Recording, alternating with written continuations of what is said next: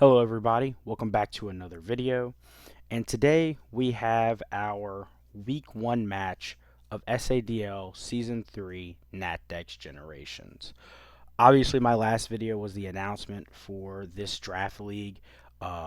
Draft is over and everything, and the season has officially started. So I decided I was going to upload my try to upload my matches for this season. I did not do that for my last season I participated in, which was the NFE off season for the SADL. But I'm gonna give it a shot this time. Been a minute since I've recorded, obviously, a match. And I decided to try something a little different, partially because I was on vacation and it was hard for me to record my match. It was much easier just to get it done.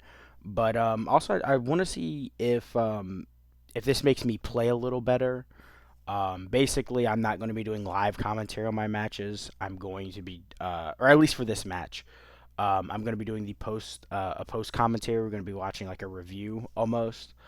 And like I said, that's just because of the fact that I want to see how this works for my matches. I didn't record any of my NFE matches except for I think I wind up live recording my first one, and then after that did not record any of them.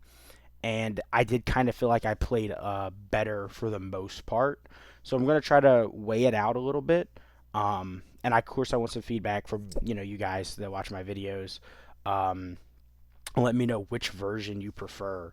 Um, you know, if you like the post style or you like the live commentary. But either way, this one 100% is going to be post. There's going to be a commentary, a post game commentary as opposed to a live commentary, due to the fact that I already played the game and I didn't record it because I couldn't. So either way, starting off, this is the matchup for this week. It is me versus Classy Burb, who is a bit of a I guess you could say an SADL veteran. Participated in season 2, played in the newcomer division. I believe outside of I think when we did duo shuffle, I think I wind up playing against them. I believe this is my first time playing them one on one in a regular draft league though. So pretty interesting experience all around, I guess. With that being said, obviously this is the team that I drafted on the left. So this is your first time seeing my roster. Quick, I guess, kind of explanation of the rules for SADL, the Natdex Generations.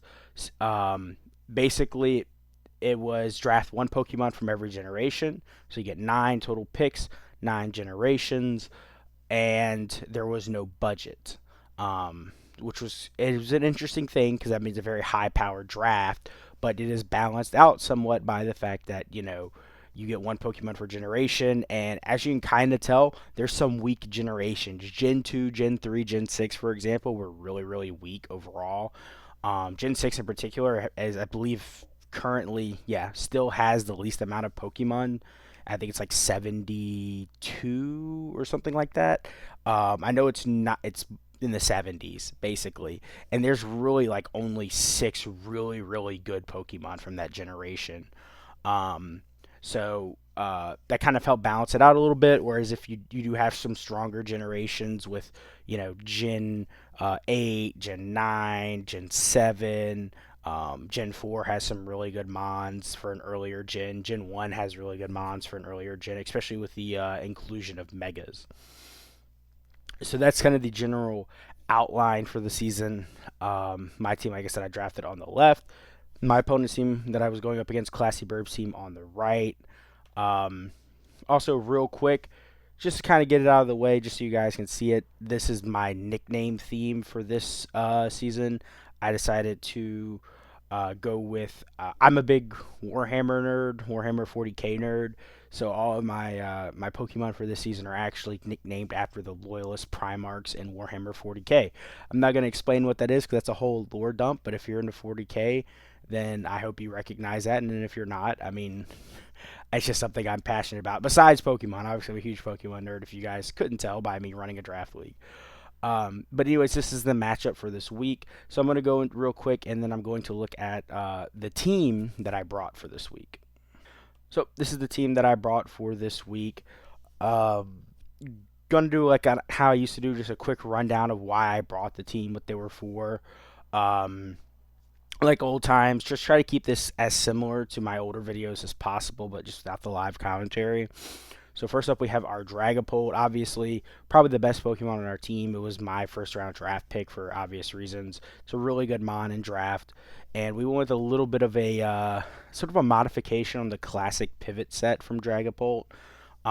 Mixed offensive with a status move. Basically, Dragon Darts was there to hit things like Latias, um, and some of the I guess physically weaker Pokemon my opponent had. Shadow Ball, strong special. Main thing with the Berry was for Aegislash. Basically, this is kind of like an Aegislash bait set. Coming on Aegislash Shadow sneaks you. You eat the hit with the Berry, you kill it with Shadow Ball. Thunder Wave, obviously paralyzing opponents is really good, slowing my opponent down, and then having the U-turn for the pivot. Try to be an overall just kind of annoying set. Um, Infiltrator, and the off chance my opponent brought Substitute or even Screens, get around that. Obviously, it's a nifty ability to have on Dragapult. Then we had Choice Scarf, Tapu Koko. The reason why I went with Scarf was because my opponent's fastest Mon is a Mega, and one of the things I like to do with Megas is have my fastest Mon, or not necessarily my fastest Mon, but say, for example, a Mon that is slightly slower than them. In this case, it was Mega Lopunny. So Tapu Koko is the fastest non-Mega. So if I run a Scarf, I'm the fastest Pokemon on the field all the time. So I kept Dragapult, didn't make it Scarf, try to run a different set with it, run Scarf Koko. Scarf Koko is the fastest. Has really good coverage to my opponent too. Electric type moves for Tapu Fini. Um, Dazzling Gleam hits Meowscarada and Mega Lopunny and Latias. So strong offensive fairy is nice. And then the grass out in the last spot that's just for Donphan hit it harder than Dazzling Gleam pretty much. And then U-turn. Very simple set basically. Just there to be the fastest Pokemon on the field essentially. And kind of give myself the ultimate speed control in that case. The next up I have we had a physically defensive Milotic or Milotic. I actually don't know how to pronounce this mon's name. I pronounce it differently like every time I say it. Anyways, physically defensive Milotic. Um, Mainly for the Darmanitan. That was a very dangerous mon that hit my team very hard, and I didn't want to be put in a situation where I was losing a mon every time Darm came out on the field. So I went with a physically defensive Milotic set. It's very hard for like Moltres to deal with it too because it can run Rock Slide. So Phys Def, switch in, eat a hit, basically. And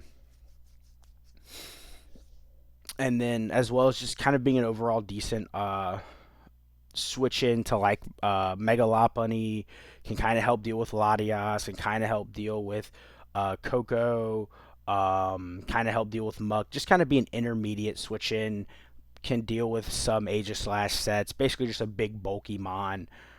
Scald there, obviously spreading burns, getting damage. Haze, mainly this is for Latias. This kind of set up the Latias setup. Didn't want to deal with like an agility or a calm mind Latias. Recover, pretty simple. Give myself some recovery, and then flip turn to pivot. Very simple Milotic set that was just there to kind of help deal with mainly, like I said, that Darmanitan as well as my opponent's other offensive mons. Then we have our Moltres heavy duty boots, obviously because we do not like rocks. And this was supposed to be our major check to Lopunny. Basically, my thing was that Lopunny, Meowscarada is a very dangerous core, even though I have a very physically bulky draft. It's a very dangerous core that I can't deal with like one or two Pokemon. So I needed to. Also, same thing with the Darmanitan being a part of that core. So I needed to have as many Pokemon as possible to kind of switch in and pivot around them. So I went with the Moltres because I didn't want to get knocked off by Meowscarada. So Go Moltres, it has Flame Body. It's going to be able to punish the Fake Out and the U-turn that Mega Lopunny wants to go for, as well as resisting close combat. If, like, for example, it clicks Triple Axle at any point, I switch into Moltres, and it can get 3 chances to get a burn off. Very, very easy set to run to my opponent. Mystical Fire is just there. Have a fire attack, lower something special attack. Basically, Latias and Tapu Fini can't really switch in for free because look at their special attack lowered. Roost to stay healthy. Defog, obviously, to clear hazards. And then U-turn to pivot. Very simple Moltres set. I believe that, yes, we are faster than I can't remember if this is min speed or max speed Aegislash.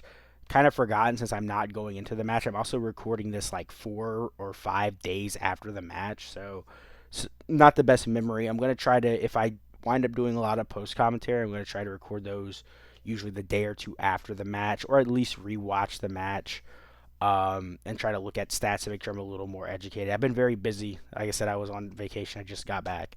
Um, our next mon is going to be our Ferrothorn. I also need to remember to try to set up my teams like this. It looks a lot nicer to go through teams like this. Next up, we have our Ferrothorn, and this is going to be our main physical check to Meowscarada. Basically, Meowscarada doesn't have a lot of moves that are super effective against Ferrothorn, usually not in its set. We resist, Flower Trick, Play Rough, stuff like that. Triple Axle doesn't do a whole lot, can eat up U-turns. Basically, just the majority of the moves. If we get knocked off, that sucks, but we still get the big chip with the Iron Barbs and the Rocky Helmet. So another physical check to my opponent's team. Also, with this set having Power Whip, it's good into Tapu Fini. Isn't like super passive against something like Dawn Fan. We can still hit it super effectively. Pretty simple set as well. Gyro Ball, Power Whip, Stealth Rock, Leech Seed. Nothing crazy here. Nothing fancy. Pretty basic set overall. Like I said, we did go max special defense just in case of especially offensive Aegislash or, like I said, to help deal with Tapu Fini. We kind of already have the most of our physical bulk with Milotic and Moltres. And then in our last slot, we have our Mega Gallade. Really good into my opponent's team besides kind of the faster offensive threats, but was really good into his more defensive mons and a lot of the slower mons. Obviously, Psycho Cut being great against Muck. Knockoff into Triple Axle, really good against Latias. Not the strongest into Tapu Fini, but like not easy for Tapu Fini to switch into. And then obviously if we get a paralysis on something like the Meowscarada or the Mega Lopunny, very easy to kill those Pokemon with close combat. So I feel like this is just a great. It's also faster than Darmanitan without Scarf. It's another thing. So I feel like this was just a good mon to have. Overall, a pretty strong mon into my opponent's team. Didn't need to be the biggest offensive threat because I already had two faster offensive threats. So kind of be like this, kind of wall breaker with good coverage, even if it doesn't have a great setup. And then also maybe being able to eat like a random knockoff to get a justified boost would be cool. But my opponent doesn't really have any weak knockoff users. I think Tapu Fini gets knockoff, right? I could be wrong about that though. Actually, I should know that. But yeah, this was the team that I brought. Really and truthfully, I didn't think Gligar was great because of my opponent having two triple axle users. King Gambit being slower than a lot of my opponent's team wasn't great either. Wasn't going to break anything. My opponent obviously had great coverage into it. And then didn't really think my other mons were too great either. Florges just didn't really beat anything super well. Not that it was like completely passive, just not the greatest mon.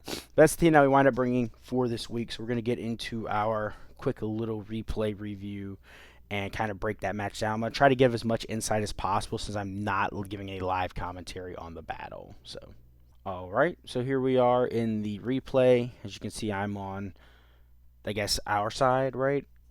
And my opponent on the other side. Going into this match, we can see that the Meowscarada and Lopunny did come, as well as the Latias, the Tapu Fini, Muck, and the Dawn Fan. I was surprised. I didn't think Darm had the greatest chance of coming, even though I knew it was really offensively strong into my team. I think that potentially my opponent did realize that the combination of like Milotic plus Moltres, and even like to a certain extent having the Ferrothorn, which can easily punish, like if it flare blitzes Ferrothorn, it gets recoil plus Iron Barbs plus Rocky Helmet. That's like an almost dead Darmanitan, even though I think the offensive threat was there. I was surprised Aegislash didn't come. I thought Aegislash was really hard for my team to deal with, having like Shadow Sneak, I had two Ghost Leak mods that I did wind up bringing. Even Gambit wasn't a great bring into it because it can Aegislash is faster than Gambit, so it can easily like eat a sucker punch and then like close combat me. So I thought, like, I was surprised Aegislash didn't come. Outside of that, this is kind of what I expected from my opponent. They needed some hazard setting and removal, so the Dawn fan being there was kind of expected. And I thought the Feeny was also really good into my team as well. So I'm not surprised. For this, Aegislash is kind of the one bring that I expected that didn't come. The Darmanitan was kind of hit or miss for my opponent's team for the most part. So without talking out too much, and I've kind of already talked a lot because I've been trying to explain some things. Let's get into this match. So I decided I was going to lead off with Coco just because it's the fastest mod on the field. I think that's like, it's kind of a brain dead thing to do because it's like, yeah, just lead the fast mod and you turn out. But it's usually 9 times out of 10 the safest strategy unless you have a mon that you can't touch in front of you, which I knew wasn't the case. There was no mon that like I was going to look at and be like, if I don't kill this now, I lose sort of situation. So that's how this was. We see the Lopunny lead, and I was actually playing out in my head this exact thing. Lead Coco, Lopunny comes out. It wants to click either U-turn or fake out. I go Moltres, try to get a burn if I can. If I can't, oh well, I eat the hit. I U-turn out. They likely go into Feeny, and then I go back out into Coco, and we kind of go from there. So we obviously they go for the fake out, and we get the burn. This was extremely lucky on my part. Obviously, flame body, 30% chance. We get the burn. It's what we were fishing for. We get it turn 1. That's great. We see the Feeny come out. We get the crit. Doesn't really matter on the U-turn, and we go Coco. Now, so once I got Coco in this position, there's like really 2 options my opponent goes for. Dawn Fan or Muck. Muck potentially being Assault Vest. I was like, I'm going to read the Dawn fan all the way, and I'm going to click Grass Knot. The actual best turn for my opponent right there is to stay in, because Grass Knot only does like 40 damage, is like 40 base power in a Tapu Fini. I know they were scared of electric move, but I predict the Grass Knot, and I make the read because I knew it was going to happen. Cool Figgy Berry. I do like the Figgy Berry tech on the Dawn fan. I thought it was really cool. Obviously, we stay in, we just click it again. No reason not to click it again. We get another crit. Very weird. I very lucky in this game. I'm kind of spoiler alert. I do get very lucky in this game. I'm not going to break all my luck down, but I do get very lucky in this game. We see the gunk shot. It lands. No poison. That's cool. I went out to Milotic for the main reason that its main check, Darmanitan, is not present. So a lot of times when I prep for draft, this is my thinking, and I'm kind of like leaking my thoughts here. But if I prep and I have a mon that I prep for like a certain thing, and that thing isn't present, that mon becomes not necessarily expendable, but it becomes less valuable to me. Because now I have a mon that, okay, this thing is supposed to be eating hits from Darmanitan. There is no Darmanitan. Cool, I can let it eat hits from something else. So, I get another burn. Told you I got very lucky this game. We get the Scald burn. We see the knockoff. Obviously not the end of the world for us either way. We take the turn to recover. We see this come out. My opponent goes back out into the muck. I don't know if they were reading something in particular. Maybe they were reading the Coco. I'm not going to switch Coco raw into Feeny because I'm not now at this point. My opponent doesn't know my set on Coco, but I'm not going into Coco raw because I'm not certain I can beat. I'm not super offensively inclined. I'm not like Expert Belt, Magnet, Specs, Life Orb, anything like that. I'm just Scarf. I'm not even like Modest. So I go into Gallade here off of the flip turn to give myself my momentum. My opponent doesn't have great switch-ins. I click the knockoff here. I was 100% expecting Latias to come in, or maybe even Feeny. As long as I got rid of an item, I was good. And if they stayed in with Muck, I got rid of its item as well. And I wasn't scared of it because it was burned anymore. Anyway, we see the Dawn Fang come out. We just click triple axle, get the kill if we get all 3 hits, which we do. I figured it was going to kill. We see Meow come out. Obviously, we're scared of that. We go straight into Ferrothorn. See the Play Rough come out. It's not going to do much, even with the Fairy boost for Misty Terrain. And we get the big chip, just as we planned. Muck comes out. We obviously use this chance to get our rocks up. Now, Muck can have Flamethrower, Fire Blast, Fire Punch. Fire Punch is probably still going to do a lot because we aren't physically bulky. So we're going to preserve this. We're going to go back out to our Milotic. We see the Drain Punch come out. That obviously does nothing. Probably wouldn't have done much to our Ferrothorn either way. Flip turn. onto the Latias. Now, when we got our Coco in, I wasn't sure what the play was. Or, sorry, after the flip turn, I wasn't sure what the play was. I could have went into Gallade and possibly tried to one-shot this thing and put more pressure on my opponent, at least force them into something else that I can get a knockoff on or damage. Um, could have potentially went to Dragapult as well. I decided to go kind of with the safest play for the Mon that gives my opponent the least amount of flexibility, seeing the fact that my opponent has 3 Fairy Weak Mons. Um, which is honestly, I think Florges would have been a good bring. I'm kind of just talking, kind of getting sidetracked. Florges thing would have been a good bring into my opponent, but I think overall, I think this squad I brought was obviously really good. Bring up the Electric Surge. I think we click Dazzling Gleam right here. Yep, we do decent damage on it. Obviously, we're not going to stick around to get Gunk Shot, even though it's not going to do that much. We see the Drain Punch prediction. I imagine that is to try to catch the Ferrothorn coming in. But like I said, I'm always going Milotic because, not to say Milotic is useless, but it has the least amount of value to me here. If I can just use it to sponge and pivot hits, it's going to be a good Mon. I'm not throwing it away necessarily because I do want it for the Latias, but the Latias has now been chipped a little bit. It's a little less scary. I have my checks there for it. We Scald, get no burn, obviously, because of the Misty Terrain. We see that this is Calm Mind. I almost stayed in here and hazed, but I just go into my strongest Mon, once again, trying to create as little pressure for my opponent as possible, and I do Thunderbolt. Now, I think maybe Ferrothorn might have been a safer option, but I know if this thing is specially defensive, it can only click so many moves, and specifically its fairy moves are going to be weaker against me because it's not going to have terrain to boost them because I go into Coco. Also, I expect this to do way more. Not gonna lie, Thunderbolt only doing 48% is crazy, but we do get the para and we get the full para. Once again, I got extremely lucky this game. I cannot deny that. I used up all my luck. I got hacks to hell and back in the FE Championship game, which I did not post.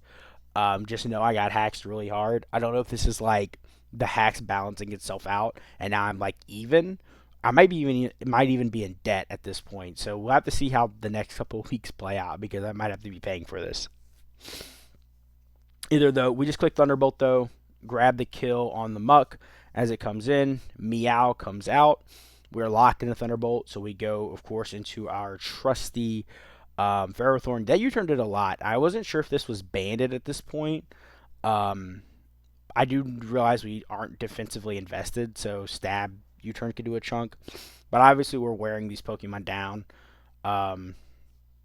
We see the Latias come out, and at this point I had 2 moves, Gyro Ball or Leech Seed. I decided to click Leech Seed just on the chance that it was a whatchamacallit, what's the word I'm looking for? Calm Mindset. You see it's not, it's agility, which obviously can be dangerous. Obviously this Mon doesn't have the highest special attack. It is agility life orb, so it is hitting pretty hard. So that does leave us in a bit of a predicament where we have to play more passive, I guess. So we go out into our Milotic. We know we can eat any hit from this thing. It's not special attack boosted. So we go in, we haze it. This means that it limits its offensive capabilities where it can now be revenge killed by our offensive Mons. Draco doesn't kill. We Scald for a little bit of chip. We get a burn. Burn didn't matter. For the principle, it does suck, but burn didn't matter. Obviously, because Leech Seed killed it. Obviously, our Meowscarada check is dead, but we're going to go into our Moltres, try to get the burn. We don't get anything. Future Sight comes out, does a chunk to us, but that's okay. We can U-turn here, finish off Tapu Fini, and pretty much we're in the point where Tapu Koko just wins the game. It's faster than my opponents. They're weakened. We hit the Dazzling Gleam here. We reveal that we're Scarf because apparently Meowscarada was Scarf, and then we have the Megalophony come out. We don't see the fake out. Doesn't matter. Misses Triple Axle, kind of the icing on the cake for my opponent, unfortunately.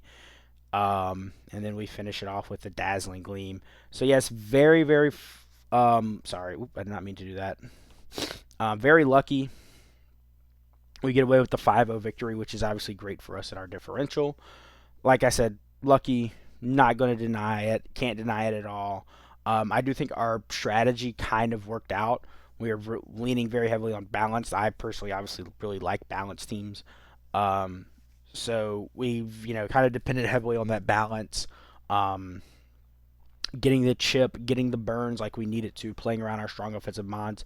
No Aegis Slash, no Darmanitan mods that we prepped for didn't show up, so we kind of had kind of extra left over, I guess you could say. I kind of like when you have that, when you have like the extra mon that you were bringing to prep for a certain thing and it didn't come. Kind of helps you out a little bit. Having that flexibility, having that extra Milotic to absorb hits, and an extra offensive mon that doesn't have to, we don't have to preserve Arcus C Berry for Aegis Slash. Either way, GG's to my opponent, Classy Burb. Unfortunately, a lot of hacks there, but we do end week 1 with a 5-0 victory. And moving into our next week where we play Zero Man, who is really good. I played him in BJDL when I did Monotype, and he cooked my goose. So, a really good team too. So I'm excited to see what that match is going to be. But thank you guys for checking out our week 1 of SADL Season 3 Natdex Generations. It was a really cool idea. I really like the fact that it coincides with Pokemon's 30th anniversary. I think that's really cool that we get to celebrate the history of Pokemon at the same time that Pokemon is celebrating its history. If that makes any sense. Gen 10 obviously got announced too, so that's really cool. We're going to try to get all this out of the way, and Gen 10 is still a decent bit off, but we might see our Season 4, Season 5 might be Gen 10. We'll see. But until then, guys, like I said, I appreciate y'all stopping by. And, I usually don't say this in my videos, but if you enjoyed this video, like and subscribe. I want to try to get back to posting more consistently, posting different kinds of content, not necessarily non-Pokemon content, but different kinds of Pokemon content. I have kind of experimented with that before in the past where I did reactions to Pokemon Cypher stuff. And, I don't know what it might be some sort of gaming stuff, talking stuff, breakdown stuff. We'll see. I don't really know. I like other stuff too, so we'll see. I might make other kind of content, but I would like support on the channel. So if you enjoy the content, you watch the content, like, subscribe, show that support. I would appreciate that very much. But until next week, I'll see you guys later.